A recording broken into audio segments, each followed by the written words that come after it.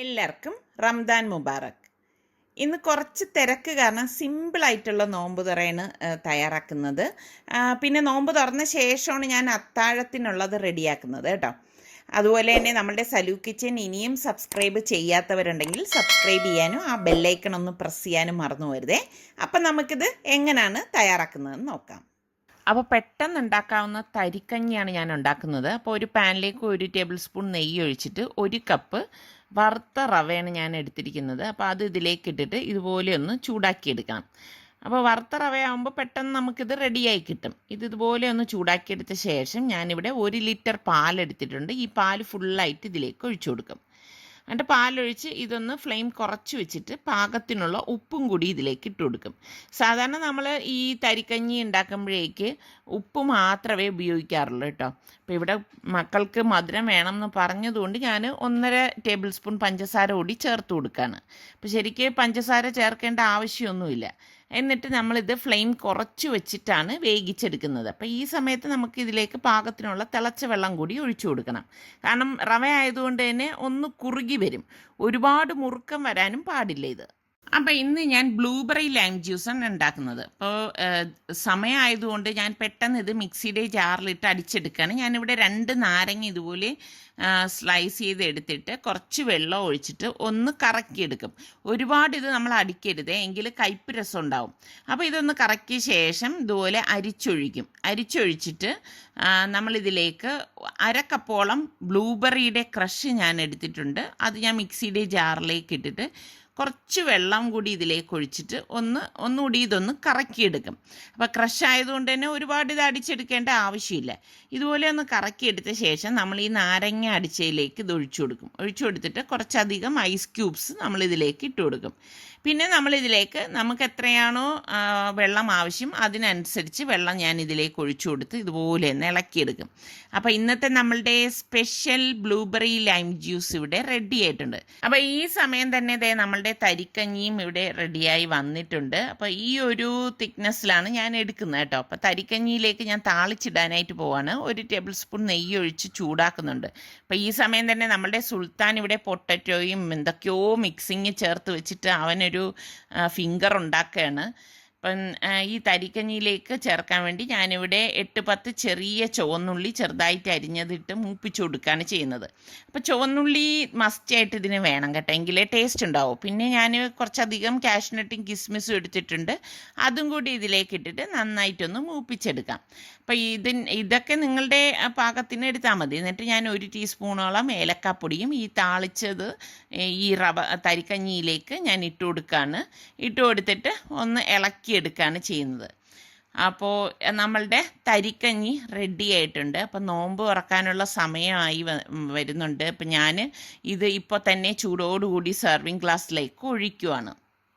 അപ്പോൾ ഇന്ന് കുറച്ച് ധൃതിയുള്ളത് കൊണ്ട് എനിക്ക് ഈ സമയത്താണ് അടുക്കളയിലേക്ക് കയറാൻ കഴിഞ്ഞത്. അപ്പോൾ അതുകൊണ്ട് തന്നെ ഞാൻ അത്താഴം പിന്നീടേ ഉണ്ടാക്കും. ഇത് ഉണ്ടാക്കി കഴിഞ്ഞപ്പോഴേക്ക് തന്നെ നോമ്പ് തുറക്കാനുള്ള നേരമായി. അപ്പം നമ്മളിതേ നോമ്പ് തുറക്കുകയാണ്.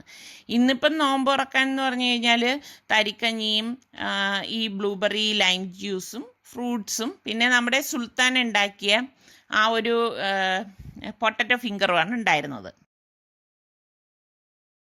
നോമ്പ് തുറന്ന ശേഷമാണ് ഞാൻ അത്താഴം ഉണ്ടാക്കാനായിട്ട് കിച്ചണിലേക്ക് വന്നത്. അപ്പോൾ ഞാനൊരു ബൗളിലേക്ക് 1.5 കപ്പ് അരിപ്പൊടിയും 1 കപ്പ് റവയും പാകത്തിനുള്ള ഉപ്പും ഇട്ട് പിന്നെ അതുപോലെ തന്നെ 1 ടേബിൾ സ്പൂണോളം ചില്ലി ഫ്ലേക്സും ഇട്ട് കൊടുക്കുന്നുണ്ട്.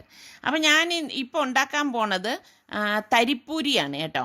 അപ്പോൾ അത് ഇതുപോലെ പച്ചവെള്ളം ഒഴിച്ച് ഒന്ന് കുഴച്ചെടുക്കും. നമുക്ക് എത്രയാണോ വെള്ളം ആവശ്യം, നമ്മൾ ഈ പൂരിക്കൊക്കെ കുഴയ്ക്കുന്നത് പോലെ തന്നെ ഇത് കുഴച്ചെടുക്കുകയാണ് ചെയ്യണത്. അപ്പോൾ ഞാൻ അരിപ്പൊടി എടുത്തത് വറുത്ത അരിപ്പൊടിയാണ് എടുത്തത് കേട്ടോ. അതും പെട്ടെന്ന് ഉണ്ടാക്കാൻ വേണ്ടിയിട്ടാണ് ഞാൻ ഈ ഒരു തരിപ്പൂരി ഉണ്ടാക്കുന്നത്. അപ്പോൾ ഇതുപോലെ ഞാൻ കുഴച്ചെടുത്ത് വെച്ചിട്ടുണ്ട്. അപ്പം ഇതൊരു 10-15 മിനിറ്റ് വെച്ച ശേഷമാണ് നമ്മളത് ചുട്ടെടുക്കുന്നത്. അപ്പം ഞാൻ ഈ സമയം മുട്ട പുഴുങ്ങാനായിട്ട് വെച്ചിട്ടുണ്ട്. പിന്നെ ഞാനിവിടെ ഒരു ഇരുമ്പുചട്ടി അടുപ്പത്തേക്ക് വെച്ച് 2 ടേബിൾ സ്പൂൺ എണ്ണ ഒഴിച്ചിട്ടുണ്ട്. ഇതിലേക്ക് 1 പിടി കറിവേപ്പിലയും ഒരു 5 പച്ചമുളക്, ചെറിയ പച്ചമുളകാണ് എടുത്തിട്ടുണ്ട്, അതും കൂടി ഇട്ടിട്ട് ഒന്ന് മൂപ്പിച്ച് കൊടുക്കും. എന്നിട്ട് ഞാൻ ഇതിലേക്ക് 1.5 ടേബിൾ സ്പൂണോളം ജിഞ്ചർ ഗാർലിക് പേസ്റ്റും കൂടി ഇട്ടിട്ട് 2 സ്ലൈസ് ചെയ്ത സവാള ഇതിലേക്ക് ഇട്ടിട്ട് വഴറ്റി കൊടുക്കും. അപ്പോൾ ഈ ഒരു ഇരുമ്പ് ചട്ടി നല്ല സ്മൂത്താണ് കേട്ടോ. അതെ, നിങ്ങൾക്ക് കാണുമ്പോൾ തന്നെ മനസ്സിലാവും. ഇത് ന്യൂട്രിയോൻ്റെ കാസ്റ്റ് അയൺ പാനാണ് കേട്ടോ. അപ്പോൾ വാങ്ങിക്കണം എന്നുള്ളവർക്ക് വേണമെങ്കിൽ സലു കിച്ചിൻ്റെ ഡിസ്കൗണ്ട് കോഡ് ഉപയോഗിക്കാം. ഞാൻ ലിങ്ക് ഡിസ്ക്രിപ്ഷൻ ബോക്സിൽ കൊടുത്തിരിക്കാമേ. അപ്പോൾ ദേ ഇത് നന്നായിട്ടൊന്ന് ഇതുപോലെ ഒന്ന് വഴറ്റിയെടുക്കും. അതിനുശേഷം ഞാൻ ഇതിലേക്ക് 1 ടീസ്പൂൺ മഞ്ഞൾപ്പൊടിയും പാകത്തിനുള്ള ഉപ്പും ഇട്ട് കൊടുക്കും.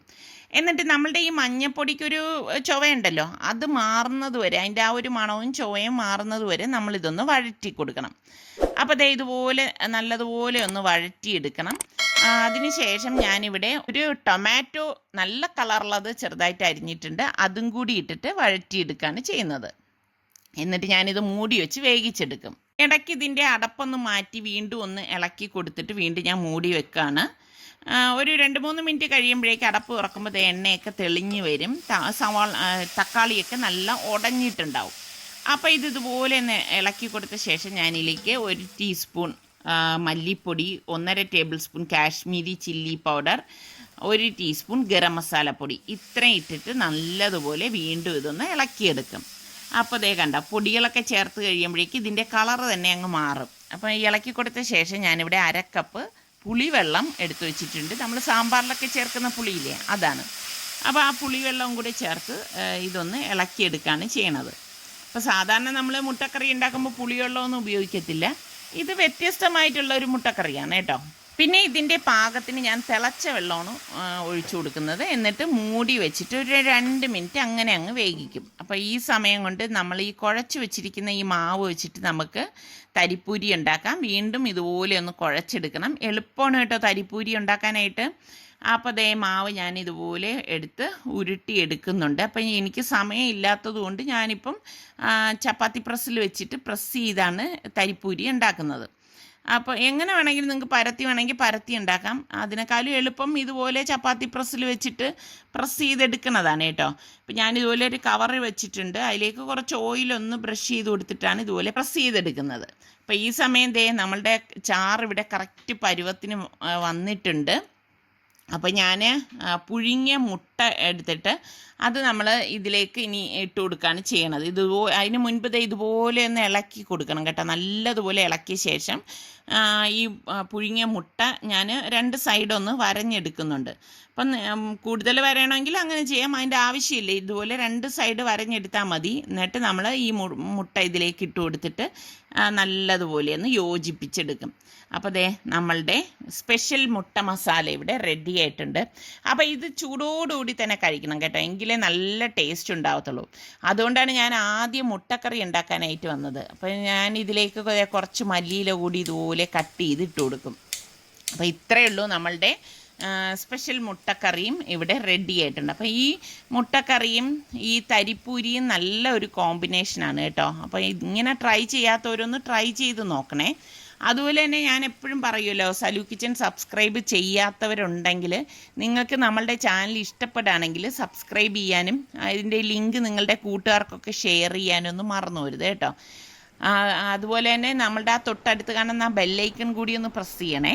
അപ്പോൾ നമ്മളുടെ മുട്ടക്കറി റെഡി ആയിട്ടുണ്ട്. മുട്ടക്കറി റെഡിയായ ശേഷമാണ് ഞാൻ പൂരി എണ്ണയിലേക്ക് ഇട്ടിട്ട് ഫ്രൈ ചെയ്തെടുക്കുന്നത്. അപ്പം പൂരി ഇട്ട് നമ്മൾ സാധാരണ പൂരി ഉണ്ടാക്കുന്ന പോലെ തന്നെ തിരിച്ച് മറിച്ചു വിടണം. നല്ല പൊന്തി വരും കേട്ടോ. അതായത് നിങ്ങൾക്ക് കാണുമ്പോൾ തന്നെ മനസ്സിലാവും, നല്ല പൊന്തി വന്ന നല്ല ഒരു പൂരിയാണ്. പിന്നെ സാധാരണ പൂരിയുടെ അത്ര ഒരു സോഫ്റ്റ് ഈ തരിപ്പൂരിക്ക് ഉണ്ടാകത്തില്ല കേട്ടോ, കുറച്ച് ഹാർഡായിരിക്കും.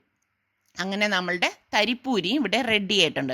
അപ്പോൾ ബാക്കിയുള്ള പൂരിയെല്ലാം ഞാൻ പെട്ടെന്ന് ഇതുപോലെ ഫ്രൈ ചെയ്ത് എടുക്കുകയാണ്. അപ്പോൾ പൂരിയെല്ലാം ഇവിടെ റെഡിയായി വരുന്നുണ്ട്. അപ്പോൾ ചില്ലി ഫ്ലേക്സ് ഒക്കെ ഇട്ട് വരുമ്പോഴേക്ക് ഇതൊക്കെ ഉണ്ടാകും. ഈ പൂരി കഴിക്കാൻ നല്ല ടേസ്റ്റാണ് കേട്ടോ. അങ്ങനെ നമ്മളുടെ തരിപ്പൂരിയും സ്പെഷ്യൽ മുട്ടക്കറിയാണ് ഇന്നത്തെ അത്താഴത്തിനുള്ളത്. അപ്പോൾ നമ്മളിനിയിപ്പം അത്താഴം കഴിക്കാൻ പോവുകയാണ്. അപ്പോൾ ഇന്നത്തെ നമ്മളുടെ ഫുഡെന്ന് പറയുന്നത് ഇതൊക്കെയാണ് കേട്ടോ. അപ്പോൾ നമ്മളുടെ ചാനൽ ഞാൻ എപ്പോഴും പറയുന്ന പോലെ നിങ്ങൾക്ക് ഇഷ്ടമാവുകയാണെങ്കിൽ സബ്സ്ക്രൈബ് ചെയ്യാൻ മറന്നു വരുത്. ഇനിയിപ്പോൾ നമുക്ക് അടുത്ത് നല്ല റെസിപ്പിയുമായി വരുന്നത് വരെ എല്ലാവർക്കും റംദാൻ മുബാറക്ക്.